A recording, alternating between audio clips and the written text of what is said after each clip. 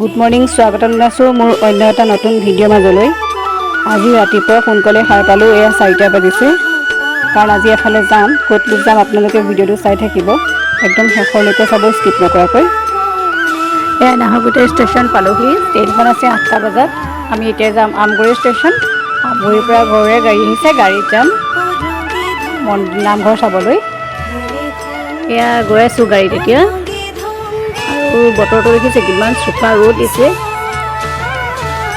ৰ'দৰ মানে কি ক'ম আৰু, গৰমত আহোঁতেতো অৱস্থা বেয়া হৈ গৈছিলে। অসমৰ যোৰহাট নগৰৰ পৰা 12 কিলোমিটাৰ পূবত অৱস্থিত ঢেকীয়াখোৱা বৰ নামঘৰ। আমি তালৈকে গৈ আছোঁ। 37 নং ৰাষ্ট্ৰীয় ঘাইপথৰ পৰা 3 কিলোমিটাৰমান দূৰৰ ঢেকীয়াখোৱা গাঁৱৰ নামৰ এখন গাঁৱত অৱস্থিত। ভাদ মাহ বুলি আমি আহিব নোৱাৰিলোঁ, কাৰণে ভাদ মাহটো খুব ভিৰ হয় এই নামঘৰ। আমি এতিয়া আহিছোঁ। এই নামঘৰটো প্ৰতিষ্ঠা কৰিছিল মহাপুৰুষ মাধৱদেৱে। এগছি বন্তি জ্বলাইছিল মহাপুৰুষ মাধৱদেৱে এই স্থানত। যিগছি বন্তি সুদীৰ্ঘ বছৰ ৰাইজে জ্বলাই ৰাখিছিল।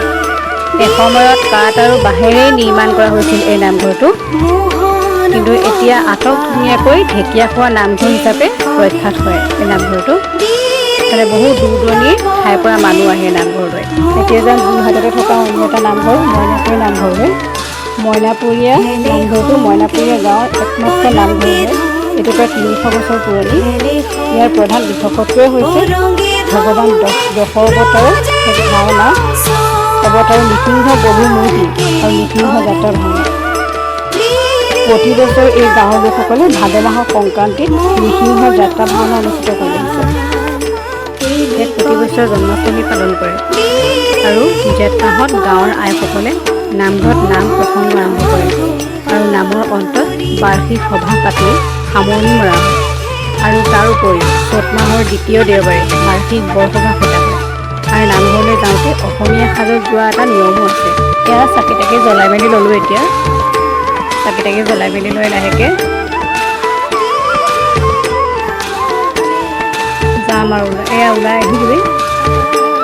মানে আন্ধাৰে হ'ব ঘৰ পাওঁতে নাহৰকটীয়া পাবগৈ লাগিব যে। তাৰপৰা ট্ৰেইনতে গ'লোঁগৈ ঘৰলৈ বুলি পাওঁ হৈছে। আৰু